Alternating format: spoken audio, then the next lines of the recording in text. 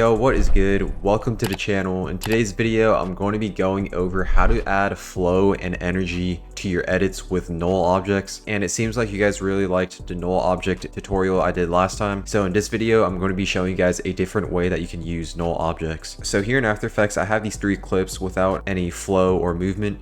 The first thing we're going to do is create a new null object, cut this layer to the same length as the first clip. Grab the first clip, you want to drag the parent pick whip to that null object so that this null object has full control over this layer.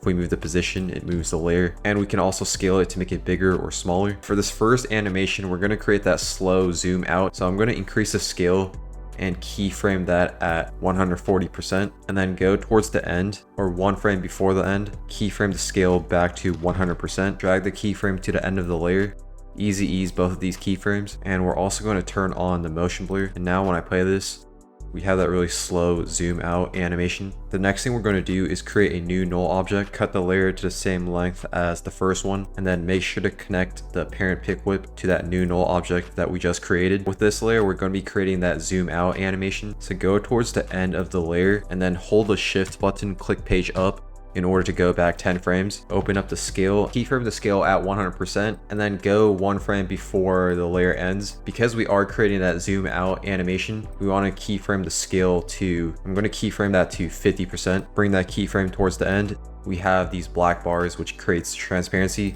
So in order to fix that, we're going to add a motion tile to the first clip, increase the output width and the height to 200, click mirror edges, and I'm also going to easy ease both of these keyframes. For these keyframes, go to the graph editor, and I have my graph selected at the speed graph. We're going to create an animation where we grab the left point and then drag it all the way so that the influence is at 100%. So for this animation, it starts out slower in the beginning and it goes fast at the end. This is what we have for the animation so far. So what I'm going to do for this first clip is increase the scale, because when the animation happens, I don't really want the motion tile to be noticeable. So what I'm going to do is just increase the scale to around like 140%.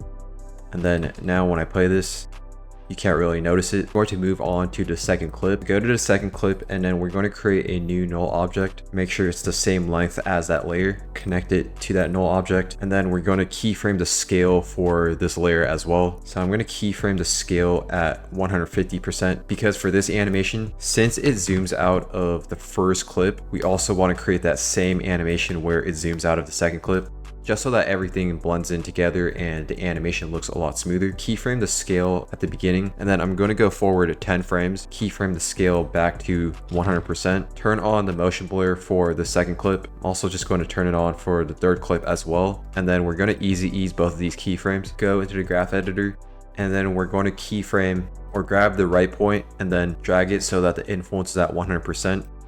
This is what we have for the animation so far. And if you notice, it doesn't really look smooth. So what we're going to do is grab these two keyframes right here and then just drag it forward one frame, and then grab the two keyframes for the second clip, drag that one back one frame. So that way, as the animation plays, it feels a lot smoother because we overlapped these keyframes. That's really important when it comes to certain animations. You always want to overlap your keyframes so that everything just feels a lot smoother. The next thing we're going to do is create another null object. For this one, we're going to be creating a zoom in animation so that it zooms into the next clip. Make sure to connect this layer to the new one, and then open up the scale. Go to the second keyframe of this null object, and I'm going to keyframe the scale. Because we are creating a zoom in animation, I want to really exaggerate it, so I'm going to increase the scale to around like 280%, bring that towards the end, and I'm going to keyframe or easy ease both of these keyframes. Go into the graph editor. We're going to grab the left point, make sure the influence is at 100%.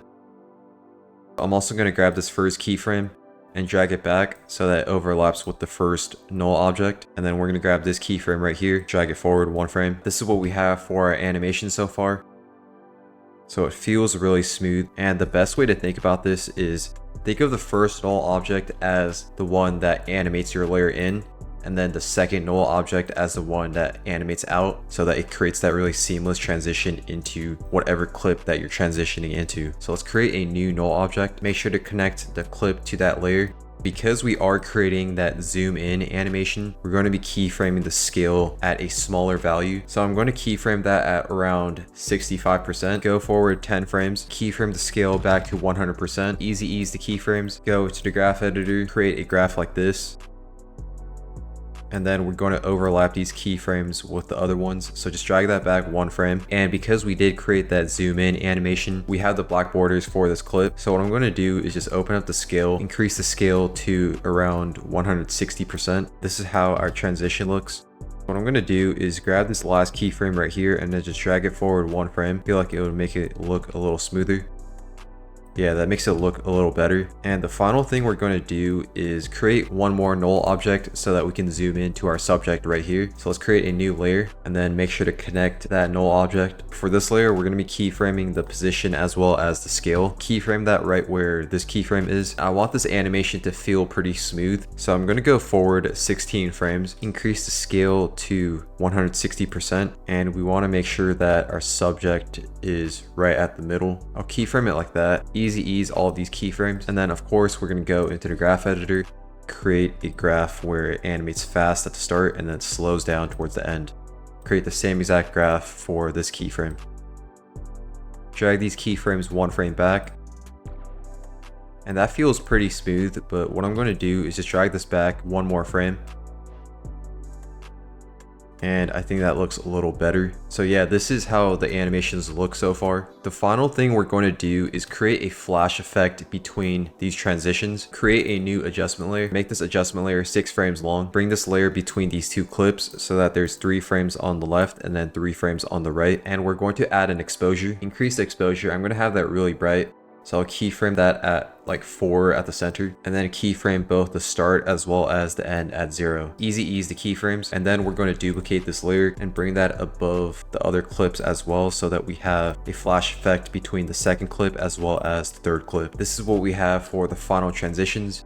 So by adding the flash effects, it makes the transitions look a lot better. And there's a lot more flow as well as energy because we created all of these null objects. But that is all I have for this video. Thank you for watching. Make sure to like the video, subscribe to the channel, and I'll see you guys in the next video.